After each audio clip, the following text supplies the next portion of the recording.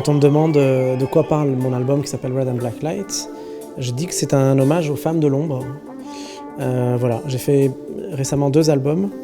Un qui est un hommage à Kulthum, qui était une grande chanteuse égyptienne qui a rayonné dans tout le monde arabe. Et indirectement, c'était un hommage aussi aux femmes qui ont justement pris la parole et qui ont porté une voix d'un point de vue médiatique, public, etc.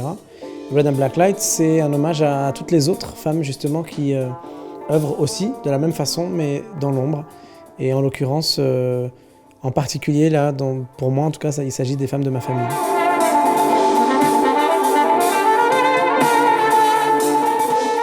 Pour moi, Alter Ego, ce que ça évoque, c'est ce que représente pour moi la notion d'identité. C'est-à-dire que malgré les différences qu'il peut y avoir dans les différentes cultures du monde, au lieu de chercher nos différences, il faudrait justement trouver nos points communs. Chaque chose, en chaque personne, en toute rencontre, il y a des choses à partager, il y a des choses qui se ressemblent, on a des points communs qui nous rapprochent, qui font de nous des alter ego. Encore faudrait-il qu'on apprenne à les voir.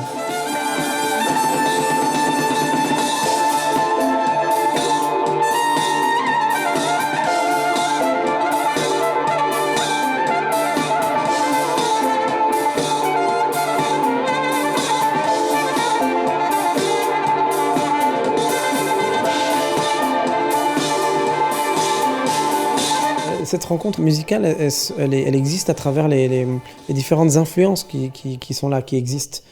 Nous, sur scène, on est 4 sur Red and Black Light. Donc, il y a un guitariste, François Delporte, un musicien au clavier électronique et clavier Fender Rhodes, c'est Eric Lenini. Et le batteur, c'est Stéphane Galance, 3 musiciens extraordinaires qui sont à la fois des musiciens de jazz, mais qui ont une ouverture d'esprit extraordinaire. Ils peuvent aller dans tous les styles musicaux. Et c'est pour ça que je me suis entouré de ces 4 musiciens-là, parce qu'ils ont en eux et la culture du jazz et plein d'autres cultures aussi à côté. Je leur amène une matière première et je leur dis d'interpréter ça à leur façon.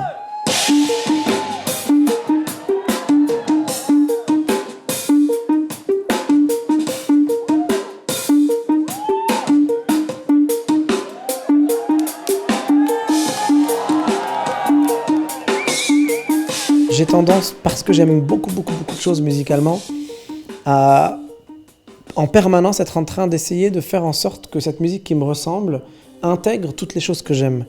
Si je veux que ma musique me ressemble vraiment, si je veux qu'elle soit authentique, qu'elle sorte vraiment de moi et qu'il y ait tout ce que je suis, alors il y a des trucs que je ne peux pas enlever de ma musique. Le hip-hop, la musique électro, le hard rock, la musique classique, la musique contemporaine, les musiques arabes, Kulthum, etc. Donc la chanson française, je ne peux pas enlever ces trucs-là, ça fait partie de ma culture. Donc je suis obligé en permanence, dans mon travail, d'essayer de rapprocher toutes ces cultures qui pourtant semblent très différentes et d'essayer de donner du sens à cette rencontre.